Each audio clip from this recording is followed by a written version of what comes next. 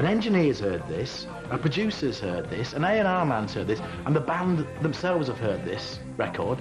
All of them have heard it, and no one's actually said, no, we can't put this out, it's rubbish. It was a kind of a particularly nasty piece of pop exploitation, and I just can't understand why anyone ever bothered to buy that. It was the 80s. People would buy anything with a lion in it.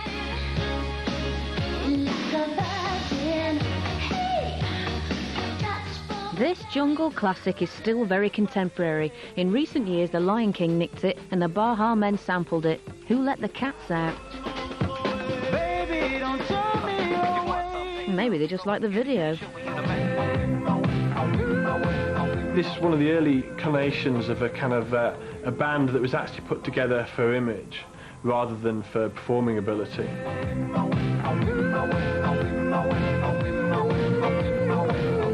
The bizarre thing about Tight Fit was that for The Lion Sleeps Tonight, Tight Fit was a good-looking male model with two good-looking female models at the side of him, whereas for the previous single, Tight Fit was a kind of 60s band who wore kind of shades and black suits and did cover versions of records from the 60s. So Tight Fit was whatever the producers thought would sell that week. And that week, it was Steve, Julie and Denise.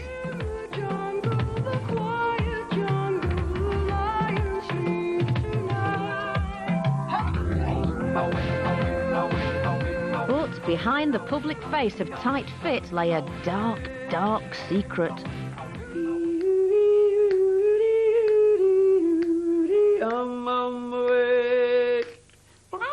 We never met the real man who sang the song. It really was a commercial exercise, I think. So we were just there to be the group. I actually didn't have anything to do with the recording of The Line, no. If I'd have been fronting Tight Fit, it'd have fallen apart within a week. Because I argue a lot, especially with the likes of the people that are running it. No, my character was wrong. Steve's was perfect. So whilst Roy's vocals upset dogs and threatened glassware, ex-catalogue model Steve Grant got the job of miming in a chamois leather tea towel. It's sung by a man at a very high pitch. People might be sort of quite interested in a subconscious way as to how a man can actually sing at that pitch. I've always been quite embarrassed about it because it's not the best vocal in the world by any means. So I listen to it and think, Jesus, that's crap sometimes.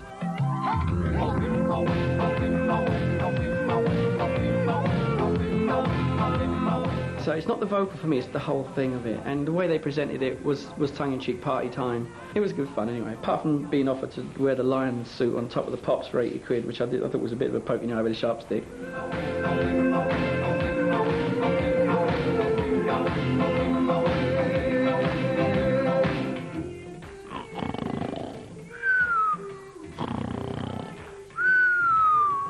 Oh, Jervis, I must have nodded off there. £80? I was offered a wildebeest and a camel special, bro, and that certainly sorted me out. Yes, Top of the Pops. Well, as a red-blooded carnivore, I've never seen so much flesh on display. The first Top of the Pops we did, Steve was supposed to be wearing a loincloth. And Michael Hurd, the executive producer at the time, said it was far too risque, he wasn't allowed to wear it. But then when we did get to number one, we were then saying to Steve, oh, go on, Steve, wear the loincloth. And by then, because we'd had a bit of success, the producer was quite happy for him to wear the loincloth. And thanks to the girls' outfits, some young men of Britain were troubled by their loins and reaching for cloths. I have met people recently that said that I helped them become a man. I remember cracking my first one off to that video.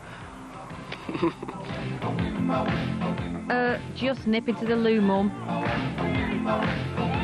I think it was the thigh boots that did it. And it brings out the animal instinct in most men. Let me tell you. I had a dream, there was a rainbow over the mountains, over the sea. Meanwhile, headbanded hunk Steve got the primal fear as Hunter became hunted.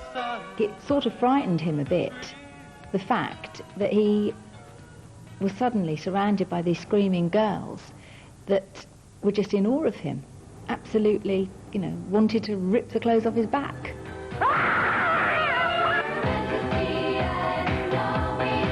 And it was an happy ending for Julie and Denise. After one more hit, the record company exchanged them for a couple of new fit birds. But the magic was gone, and by 1983, so was the band. The good news is they've reformed, though with none of the original members. We were asked by a couple of promoters that knew of our involvement if we would, consider putting Tight Fit on the road. And at the time, I wasn't doing much, live work anyway. So I said, we'll give it a go. So we put a show together, basically. And it just worked. As this exclusive video footage shows. Are you ready? I said, are you ready? I have genuinely got a love-hate relationship with the song. If I hear it, I'll chuckle. Halfway through, I'll probably be in tears. You and me both, Roy.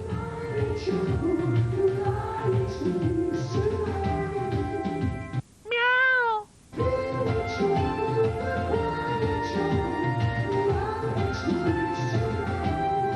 I'll put my hand up and agree that probably The Lion Sleeps Tonight was as annoying for you as it was for us.